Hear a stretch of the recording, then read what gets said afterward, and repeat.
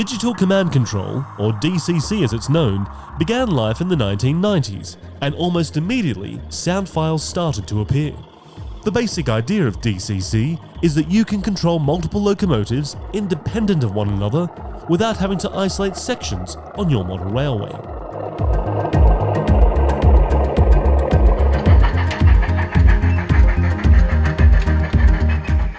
In this brand new series, Mike and Jonathan explore the basics of DCC sound and how it all works, using decoders from Hornby, ZIMO and ESU, showing you how to fit and install decoders, speakers and stay-alives into both steam and diesel locomotives, so that you too can fit digital sound to your model railway.